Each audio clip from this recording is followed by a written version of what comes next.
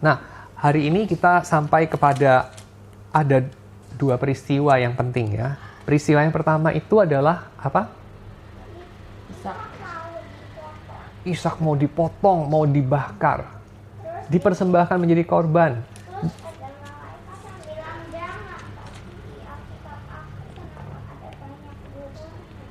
Dan yang kedua, yaitu Sarah mati. Mamanya Ishak mati.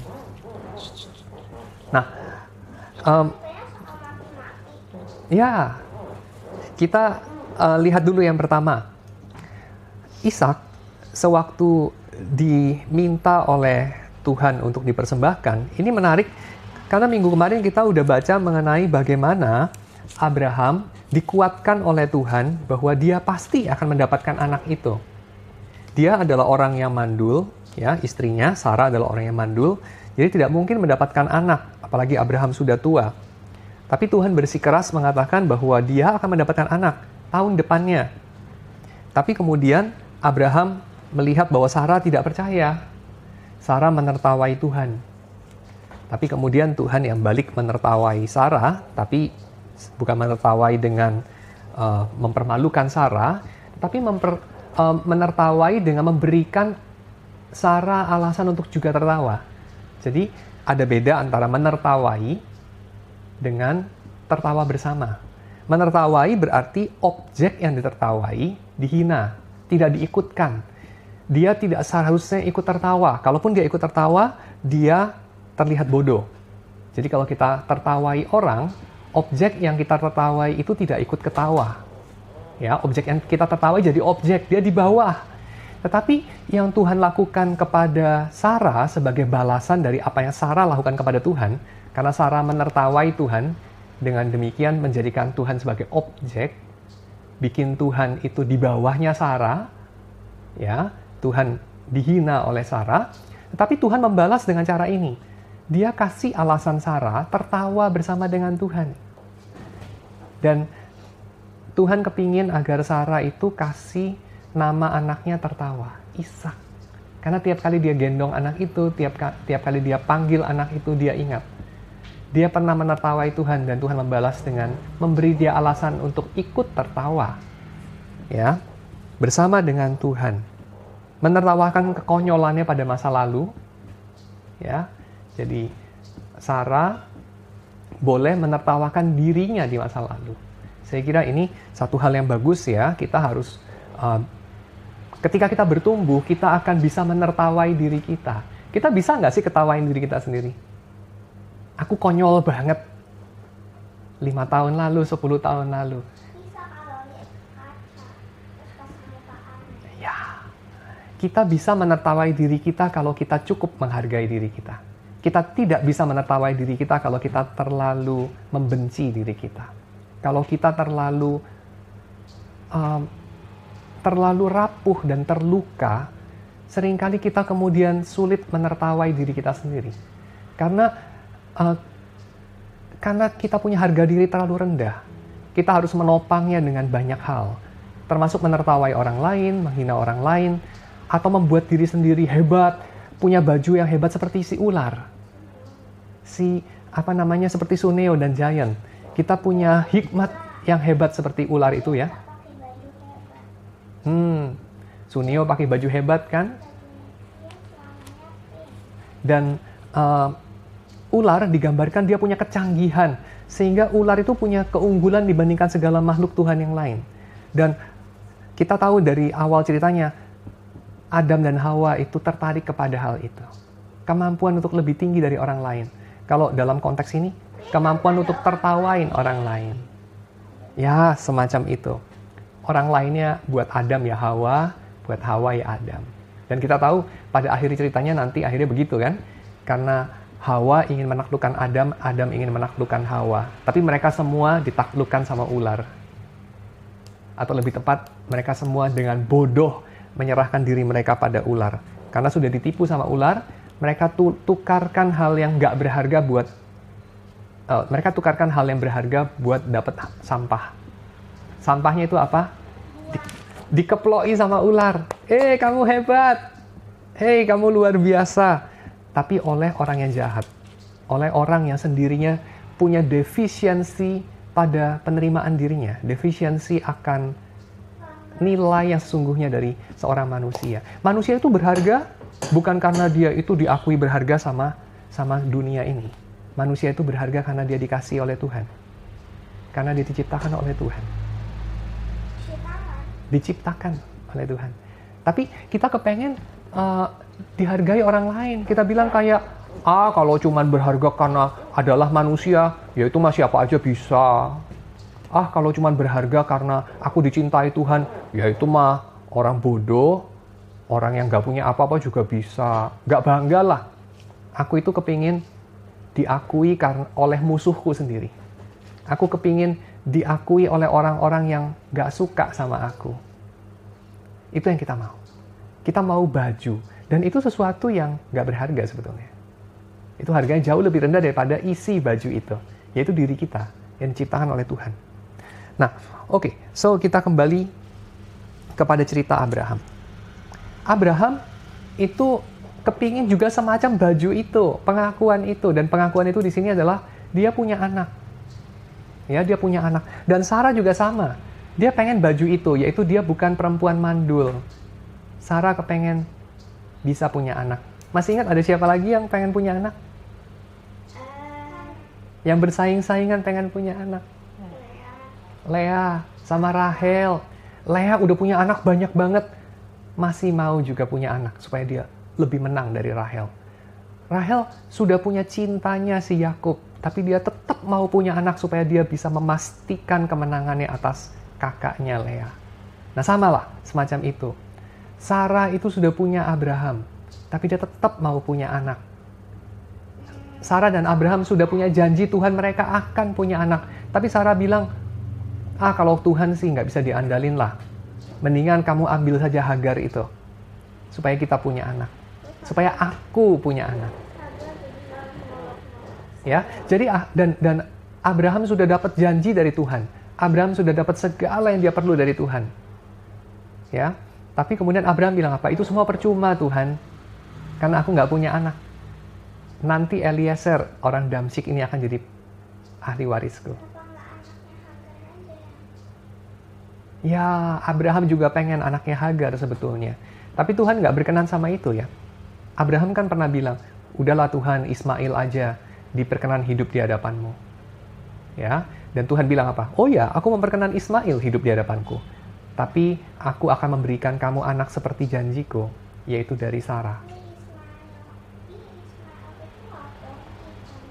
Ya, tapi Ismail itu diperkenan juga sama Tuhan loh. Dia diberikan juga segala macam berkat loh oleh Tuhan. Ya, Tuhan memberkati bukan hanya Ishak tapi juga Ismail. Nah, oke. Terus Abraham setelah dia punya Ishak dan dia sudah tua. Sekarang Ishak itu satu-satunya harapan dia. Dia sudah punya yang dia nantikan dari Tuhan. Lalu kemudian apa? Tuhan bilang kepada Abraham, "Hei, persembahkan Ishak kepadaku." Dan Tuhan mempersembahkan Ishak loh. Abraham mempersembahkan Ishak kepada Tuhan. Ya, seperti yang diminta oleh Tuhan. Abraham mempersembahkan Ishak. Ini tandanya bahwa Abraham itu mempercayai Tuhan. Dan cerita ini adalah cerita yang dipakai sama penulis Perjanjian Baru untuk kasih tahu kita, Abraham itu memang bapak iman. Dia mempercayai Tuhan. Tapi coba, dia mempercayai Tuhan yang kayak apa sih? Tuhan yang suruh mempersembahkan Ishak sebagai korban bakaran. Ada yang aneh nggak? Udah dikasih diambil lagi ya, malu-maluin amat Tuhan. Terus apa lagi?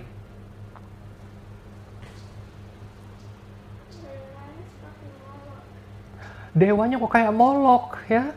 Kayak dewanya orang-orang yang tidak bertuhan, orang-orang yang Tuhannya jahat. Iya, kayak Molok. Molok, Kemosh, itu adalah ilah-ilah yang menuntut persembahan anak sebagai korban bakaran. Kenapa Yahweh seperti itu? Tetapi penulis cerita ini tidak pakai istilah Yahweh dan itu menarik. Karena di dalam 7 perjumpaan ya antara Tuhan kepada Abraham, 6 perjumpaan itu pakai kata Yahweh, menyebutkan Tuhan. Tapi perjumpaan yang ketujuh ini, dia tidak pakai kata Yahweh, dia pakai kata Elohim. Jadi itu Tuhan yang generik.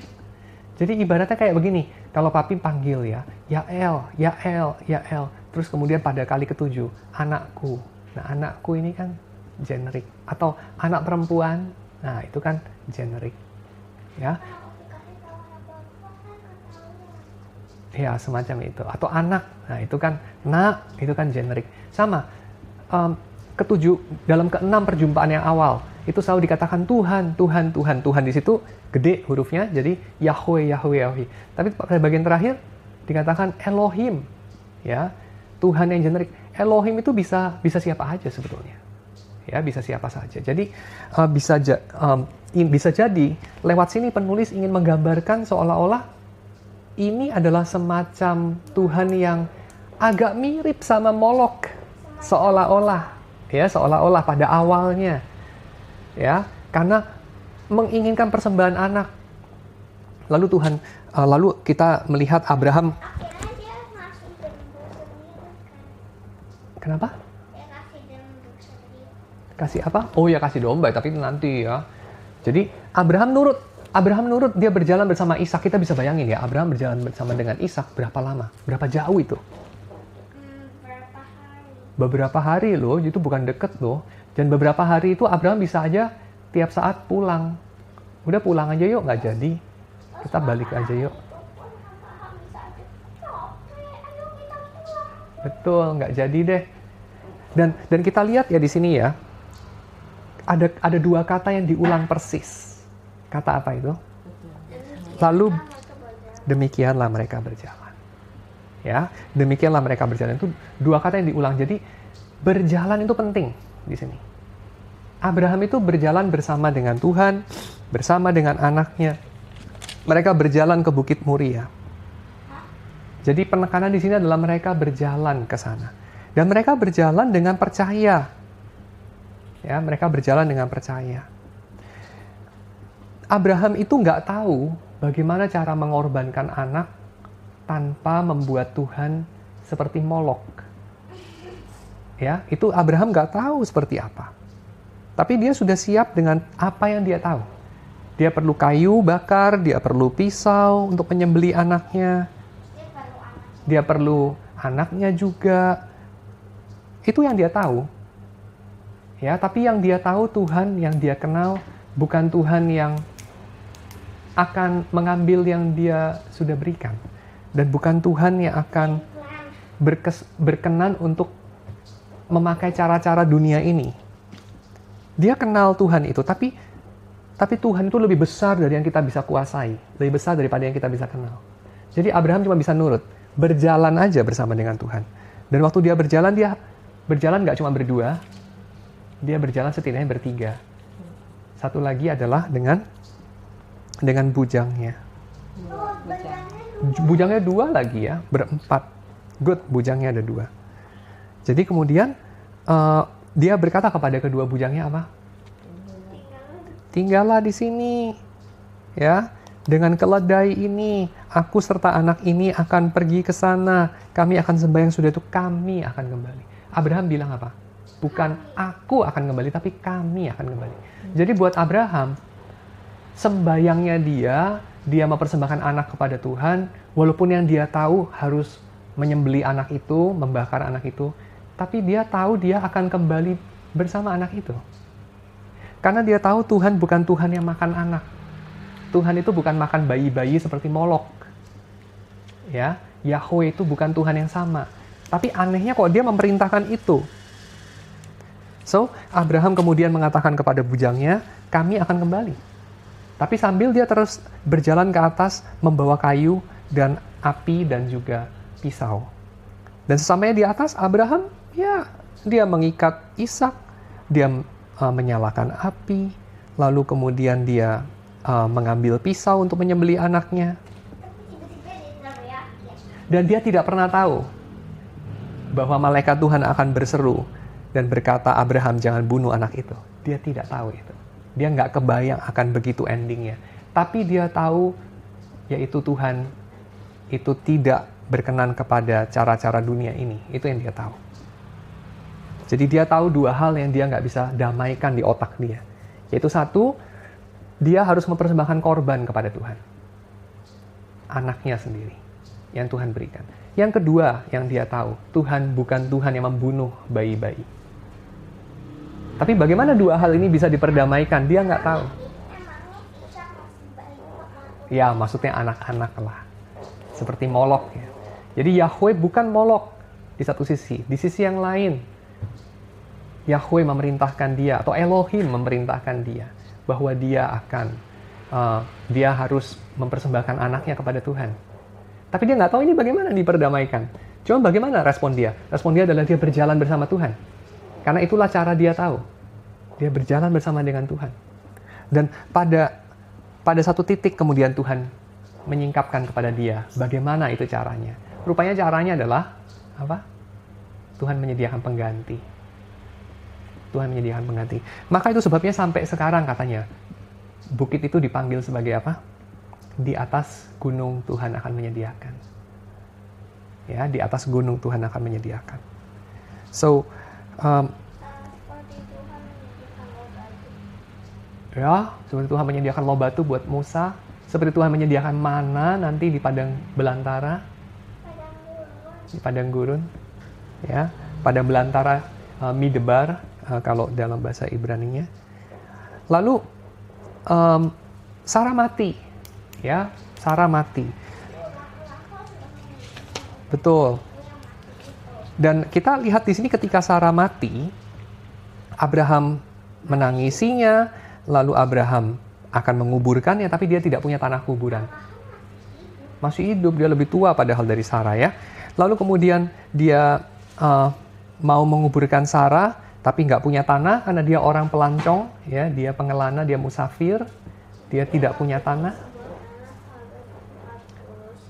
Maka dia mau membeli tanah, ya, 400 shikal perak. Dia mau beli tanah, tapi kemudian orang yang kepadanya dia mau beli tanah itu orang-orang Het.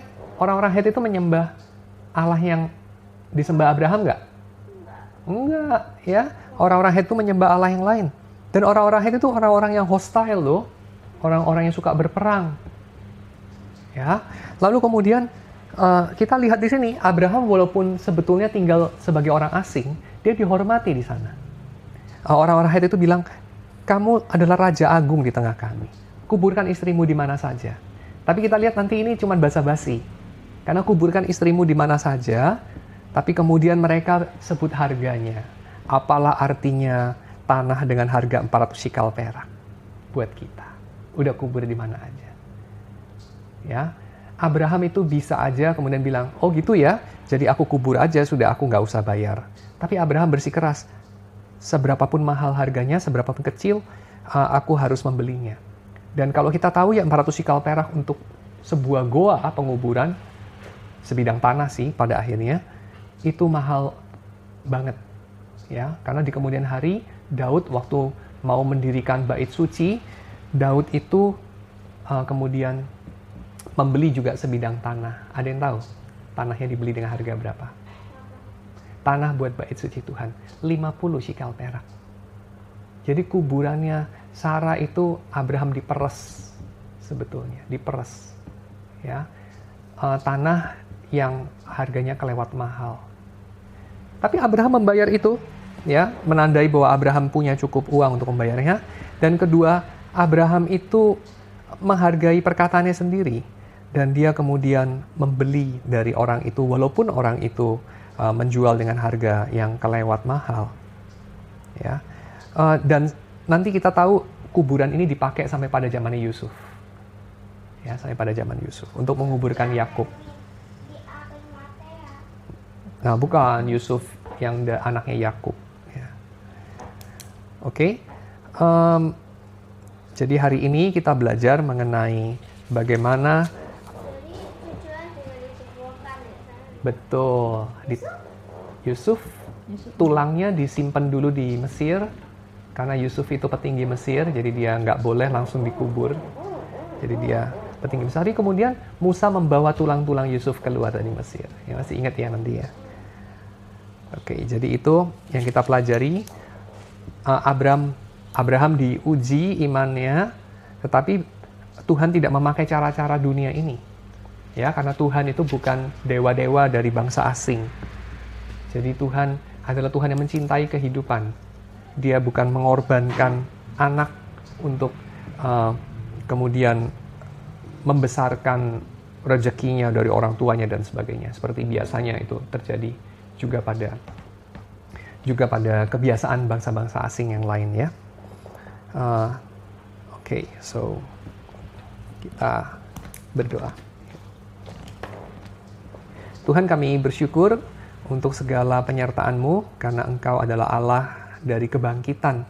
Engkau Allah yang membangkitkan orang mati. Engkau adalah Allah yang mengejutkan kami, umat-Mu. Mengejutkan bahkan dunia ini juga dengan ending yang selalu terpelintir, dengan akhir dari cerita yang di luar akal dan di luar kemungkinan kami mengendalikan dan memprediksi. Kami bersyukur ya Tuhan untuk Engkau Allah yang melampaui sejarah, untuk Engkau Allah yang melampaui akal kami. Kami bersyukur untuk Engkau Tuhan yang ketika kami berjalan bersama dengan Engkau, ketika kami berjalan di dalam ketaatan yang mungkin kami tidak mengerti, kami selalu berjumpa dengan penyediaan. Kami berjumpa dengan kebapaan-Mu. Kami berjumpa dengan kebaikan-Mu di dalam jalan kami. Kami menyerahkan setiap anak-anak-Mu di sini agar kami boleh menaruh percaya kami kepada Tuhan dan bukan kepada kekuatan tangan kami ataupun kepada ilah-ilah yang palsu dari dunia ini.